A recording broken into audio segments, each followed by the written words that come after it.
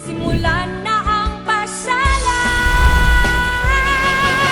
Lang pumasyal sa Pangasinan, balikan ang lahat na papasaya. Lang klasin ang taglay na ganda, siguradong mag-enjoy ka. Lang pumasyal sa Pangasinan, balikan ang lahat na papasaya. Lang klasin ang taglay na ganda, siguradong mag-enjoy ka. Kalilan Pangasinan.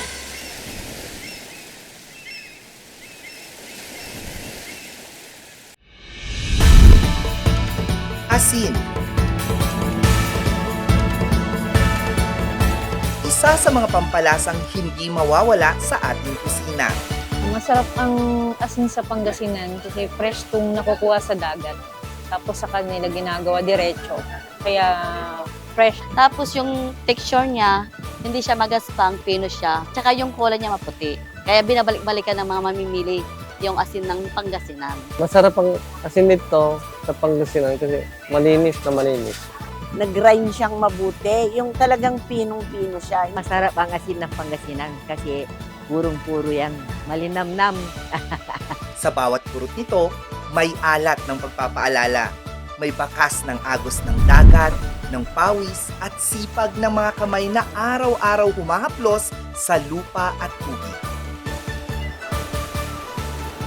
Sa isang lalawigan sa Hilagang Luzon, ang asin ay hindi lamang pampalasa. Ito ay pangalan, pagkatao, pagkakaisa at higit sa lahat, isang kasaysayan na parte na ng buhay na nakagisnan. Bago pa man dumating ang mga mananakop sa ating bansa, ang Pangasinan ay kilala na bilang sentro ng pagawaan ng asin. Pangasinan, ang pinagmulan po niyan, etymologically, means where salt is made. So ipag-translate mo yan sa Pangasinan, panag-asinan. So yung pangalan po ng ating probinsya evolved with that because of the recognition attributed by traders coming to Pangasinan. Pumapasok dito sa Pangasinan through our seas, through their ships. Ang tawag nila sa atin, panag-asinan, where salt is made. So yun ang mas nakilala sa ating Pangasinenses kasi ito yung salita na ng mga foreign traders who came to Pangasinan. Isang patunay ng matagal ng ugnayan ng mga Pangasinense sa dagat at mga karatig na mga isla. At sa bawat henerasyon na lumipas, ang kaalaman sa paggawa ng asin ay naipasa, hindi sa mga aklat, kundi sa pamamagitan ng mga karanasan.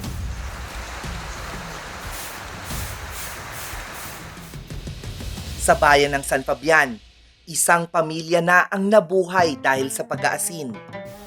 Noon, ang nag-umpisa dito si father namin nung pinatayo ito nung 1990. Yung kasagsagan ng lindol noon, 1990. Yun, naipatayo namin itong paggawa ng asin. Nung nawala na siya, kami ang tinurn over na sa amin itong paggawa ng asin. Ilang buwan na rin, no, mga 2 beses na duman ang bagyo noon, na nasira, natumba itong mga kamarin namin noon. Mga 2004 siguro yun yung first na nasira. Ngayon, pinatayo na naman namin.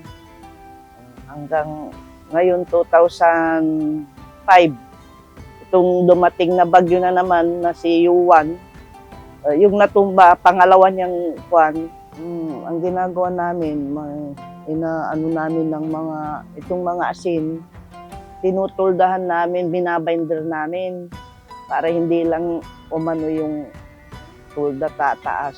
Tapos itong tamarin din namin, binabinderan din. Yun ang remedyo para hindi maikwad ng bagyo itong tamarin namin. Alimbawa, 1 week, magluto na kami para ikwan na namin, ibudega na namin dyan sa kwan yung naluto namin. O isasako na namin. Tapos takpan ng tulda, tinutuldahan namin. At sa halos 3 dekadang operasyon nito, Maraming pamilya na ang kanilang natulungang mapabuti ang buhay, gaya na lamang ni Kuya Elvin. Nasa mga 17 years dito. Ako, ang trabaho ko po dito ay nagluluto po ng asin. Tapos nagtutunaw po ng lulutuin, tapos kumukuha ng iba. Saka nagsusukat din, nagtatakal ng asin. Kung may bibili, yun, tatakalin. Kasi ito na lang po yung alam kong pagkakitaan. Kasi sa pagbubukid naman, kulang din yung namin, pagbubukid. Kaya dito na ako na masukat sa pagluluto ng asin. Dito ko na rin binubuhay yung mga anak ko. Sa isang pugon po, ma'am, abot siya ng 30 sak. 5 kaing po, ma'am, yung nagagawa namin, na ipoproduce ng isang pugon po, ma'am. Noong una, ma'am, si Mrs. ko yung nagturo nga sa akin kung paano magluto ng asin. Yun, hanggang sa natuto na rin sa pagluluto po ng asin. Ganito kasi yung trabaho namin noon. Kaya in-encourage ko na lang po yung asawa ko para hindi na siya magtrabaho sa iba. Kaya dito na lang po siya magluto ng asin. Ay, yung imbudo po namin, lagayan po yan ng ipa. Oo, yun yung ginagamit namin pang gato. Yung ipa. Mas matarbaho ito. Kasi nilalabanan mo yung init. Tapos yung mga alikabok. Duble po yung init nito. Kasi pag mag-aango ka dito, sobrang init. Kasi umuusok. Lalagay mo sa tiklis. Ingat lang po sa kasi hazard din pong pagluluto po ng asin. Tulad na yan, pag kumukulo, kunwari, di natin maiwasan yung disgrasya dito. May lubog yung kamay mo. Katulad sa akin, lubog na po itong kamay ko dito sa pag-asin. Pag basa po yung ipa, huwag mo nang sudsudan ng kasi pag biglang umapoy po yan, nagbabakpe po yung apoy niya. Hindi naman natin maiwasan pag nandyan na yung bagyo, ma'am. Nasa gilid tayo ng dagat. Talagang malakas po yung hangin dito, ma'am, pag manuno yung bagyo, ma'am, dumadaan. Mahirap. Nung wala kaming trabaho, wala kaming mapagkukuha ng pang-araw-araw, ma'am. Kasi sira itong namin. Hinintay lang namin na matapos itong saka kami nag-umpisa ulit. Ilang araw kaming hindi nakapasok, ma'am. Kaya, nahirapan yung pamilya. Mayroon ding disappointment sa amin. Pero kahit pa paano, matatag pa rin nilakasan namin ang loob namin. Ipatayo na naman. Madali rin basta matyaga ka. Almost 20 years na pagluluto po kami nag-umpisa. Malaking tulong po, ma'am. Mga pag-aaral ng mga bata, doon po kami kumukuha. Mga baon nila, pagkain, doon namin lahat kinukuha. Para pagdating ng araw, may buhay sila, may pagkukunan sila ng pagkain nila o pang sa pamilya nila. Maganda itong asin dahil, nagagamit natin araw-araw, yung in demand. Maginhawa rin pag magsisimula kami makaipon na naman ng kunting may tabi. Oo, pang ng mga bata, mga pag-aaral din nila, mga kailangan na bayaran. Kung maaari sana, kung ano po yung nila, yung mga anak ko, kung gusto nilang magluto, yung ituro sa kanila po, ma'am, yung pagluluto ng asin. Dahil doon ko sila binuhay. Hanggang may tubig, dagat, tuloy pa rin ang paggawa ng asin, pagluluto ng asin. Ang asin ay nagagawa sa iba't ibang paraan. Mayroong sa pamamagitan ng pag-aani o kaya ay sa salt bed. Dito, ang mga asin inilalatag at nilalagyan ng mga bloke gaya na lamang ng makikita sa bayan ng Dasul na tinaguri ang Home of Quality Salt na may 10,000 na banigan o salt bed. At dahil sila ang top producer ng asin, Taon-taon na umaabot ng 24,000 metric tons ang kanilang naaani. Pero akala pa rin ng ilan na ang simpleng asin ay ibinibilad lamang. Pero ang hindi alam ng karamihan na matrabaho at hindi madali ang proseso nito. Pero paano nga ba inuumpisahan ang paggawa ng asin? Sa pagbabalik yan ng Ganda Mo, Pangasinan.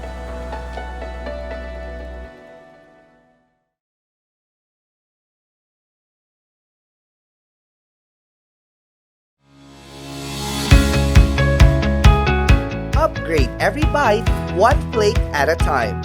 Crafted for perfection, let's indulge the best chocolate flakes in town. Teo's Chocolate Flakes is perfect as merienda at the best na pasalubong pa.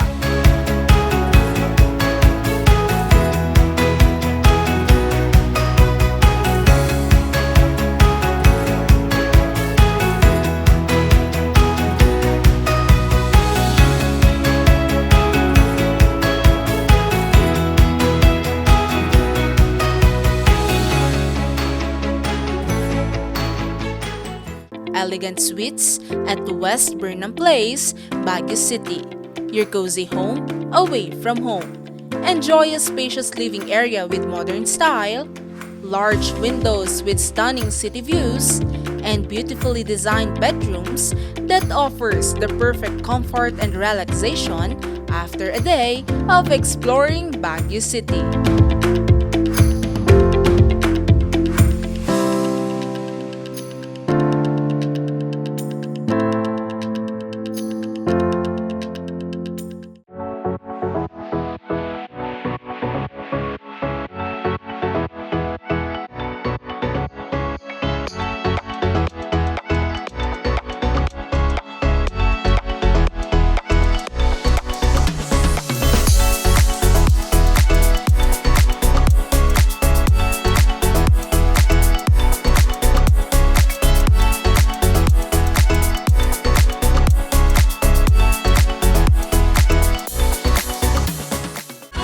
Galing Pangasinan.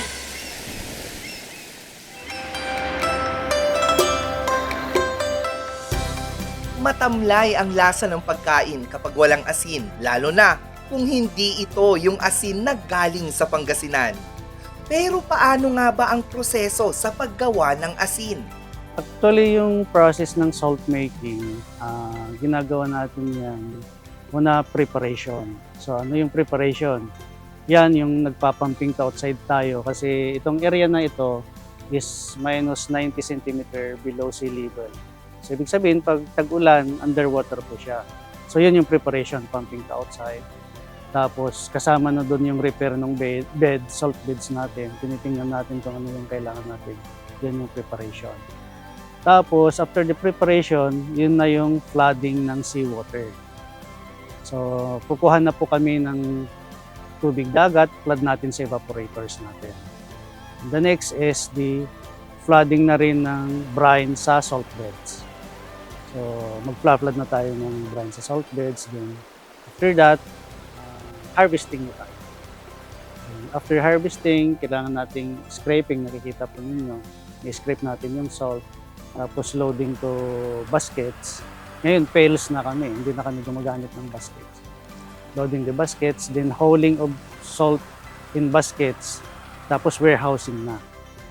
So, si warehousing naman, chine-check niya yung quality para ma-segregate natin kung saan natin ilalagay yung salt. Tapos, syempre bagging na. Ibabag na natin yung salt, then delivery to customers na po. Para sa mga taga-Pangasinan, ang asin ay hindi lamang simpleng hanap buhay dahil ito mismo ang naging sandigan ng libu-libong pamilya. Gaya na lamang ni Arnold na mula pa noong nabubuhay ang kanyang lolo, pag-aasin na ang kanilang naging hanap buhay. Yung lolo ko dati, ma'am, nagtrabaho din dito nung una. Anong nag-retire yung lolo ko, sumunod din yung tatay ko.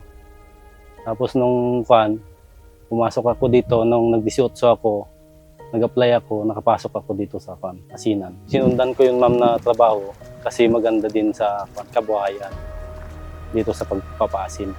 Hindi ako ma'am, na aalis ako dito. Talagang pinursige ko na magtatrabaho ko dito hanggang abutin ko ng 60 siguro, idadiretso ko na lang ma'am na mag-asin. Kaya naman nang siya na rin ang nakaranas ng trabaho nito, hindi niya maikakaila na napamahal na siya sa pag-aasin. Masaya talaga ma'am. Itong ginagawa ko na magpapaasin. May diretso yung trabaho namin. Hindi ako nababakanti sa trabaho. May pinangbubuhay ako sa mga anak ko, tapos yung asawa ko. Pero ang trabahong ito may kaakibat ding pagod at sakripisyo. Ayon sa kanya, sa pagkakayod pa lamang ng asin, inaabot na ng 2 oras. Yung ma'am, init, tapos yung din, pagod na mag-harvest kami dyan na araw-araw, maghapon. Talagang mararamdaman mo din yung pagod pag-uwi. Mayroon din minsan ma'am, nung talagang, di ba nagbubuhat kami dito ko, talagang lumaki to ma'am. Ang alam ko to ma'am, maoperahan. Nung pinadoktor ko, binigyan ako ng gamot, naalis din yung parang maganya ma'am. Talagang nung nagbaga tong isang balikat ko, ito naman yung pinasan ko sa kabila. Talagang diretso yung trabaho ko ma'am. Yun lang talagang alam kong hanap buhay dito sa amin na mag-asin. Yung iniisip ko kasi ma'am, yung kung hindi ako magtatrabaho, saan namin kukunin yung pagkain namin araw-araw. Hindi talagang tiniis ko yung hirap na kahit lumaki yung isang balikat ko. Dito sa kabila din yung ginamit ko na pagbubuhat. Iba-ibang magsasaka, iba-ibang kwento ng buhay, at iba-ibang tulong din ang kanilang natanggap.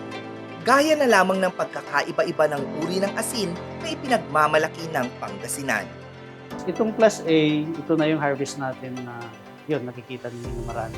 Ang kaibahan po nito, mag-flood ka ngayon, bukas harvesting. Itong salt flakes, actually ito nakukuha naman sa lahat ng salt beds. Tapos itong bitter salt, same process naman din po yung ginagawa po natin dito. Kaya bitter na talaga. Actually hindi na ito maalat eh. Mapait na talaga yung lasa po nito. Itong solar coarse salt, ito yung ipina-flood natin sa large beds natin. Kaibahan niya dito sa Class A, salt flakes, yung pond, wala siyang tiles or bricks. Wala din siyang HDPE. Ibig sabihin, yung pond nito ay mud. Sa bayan ng Bolinao, nakatirik ang isa sa pinakamalaking salt farm sa lalawigan. Isang lugar kung saan ang asin ay hindi lamang inaani, kundi ipinapakita at ipinagmamalaki. Ito po yung map ng Pangasinan Salt Center. Ito ay 473 hectares salt farm na natatagpuan po dito sa bayan ng Bolinao, Barangay Saragosa. Mula nang mapanumbalik ang operasyon nito kalagitnaan ng taong 2023, maraming Pangasinense ang nabigyan ng trabaho, gaya na lamang ni Kuya Darwin. Matagal na po akong nagtatrabaho sa salt farm. Medyo mahirap talaga ang pag-aasin ko. Hindi mo kung gaano karaming pawis ang ibuhos mo dito po sa maghapon. Yung pag-harvest po, yung mahirap na parte, tapos pagkakarga, tapos pagbubuhat po hanggang dito sa stock po, pagsasako, ganyan, pagbuhat ng mga sako para ikarga sa truck, ano po. Siguro po sa karanasan ko at sa hirap ko po, dito na po ako nabuhay po sa rin. Dito po ako kumikita, dito po ako, yung karanasan ko bilang mag-aasin, napamahal na po yung asin sa akin. Isang karanasang nagbibigay halaga sa pagod, sa sakripisyo, at sa mahabang pasensya sa likod ng bawat butil. Ang paglalarawan ko po sa asin ay isa pong ginto dahil dito po ako kumuha ng mga pinagpaaral ko sa mga anak ko. Dito kami nabubuhay sa asin. White gold po. Sa bayan naman ng Bani, parte na ng buhay ni Sunny at ng kanyang pamilya ang pag-aasin na aabot na sa 2 dekada. Nasa pang 16 years na po ito, ma'am. Nagsimula kami, ma'am, noong 2010. Pero sa una, ma'am, talaga, palisdaan dati. Tapos, nung gustong maganda ang kita noon ng asin, ginawa nilang asin yan. Nung nagsimula noong 2022, ma'am. Nung simula kami, mas maganda kasi kunti ang kita, ma'am, sa asinan. Pag mayroon ng asin, pwede ka na ulit magbinta. Pag kalakasan, ma'am, ng buwan ng Marso, Abril, every week nagbibinta kami, ma'am. Kaya pati yung mga kasama namin, natutulungan din namin sa hanap buhay.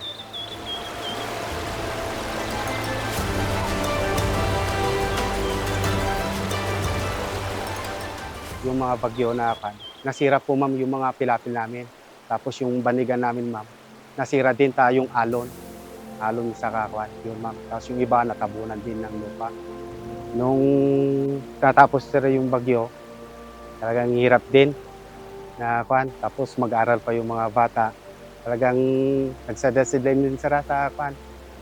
Kung saan mga pwedeng magsadlinan para may pangtustos. Malaking bagay sa pang-araw-araw sa asinan para sa pamilya rin, para makatulong. Ang mura kasi po ng asin nung nakarang taon, halos bagsak presyo po mga asin. Yung dati po, ma'am, ang presyo noon nasa 380 per kaban po, ma'am. Tapos bumagsak po umabot sa 250 hanggang 270 ng isang kaban. Kaya yun, parang maisip mo rin talaga, ma'am, na kan. Parang ayaw mo magasin, siyempre halos walang kinita noon. Kaya ganun, ma'am, naisip ko rin minsan. Naisip ko rin, ma'am, unang-una yung mga pamilya ko. Kasi wala man namang ibang magandang hanap buhay dito, ma'am, maliban sa asinan. Sipag lang, ma'am, saka tiyaga lang, ma'am, malasakit. Para sa pamilya din, kailangan din magtiyagat. Doon ako kumukuha para sa araw-araw. Kung gusto nila na mag-asin, sipag at tiyaga lang talaga. Dahil sa alat na taglay nito, nagiging mas buo ang tamis, mas malinaw ang lasa at mas buhay ang mga putahing iniluluto. Bukod sa dasol, bolinaw at sanpapyan, kilala rin ang Infanta sa paggawa ng asin. At sa bawat anihan, may dalang pag-asa. Itinuturing din ito na bagong simula at oportunidad.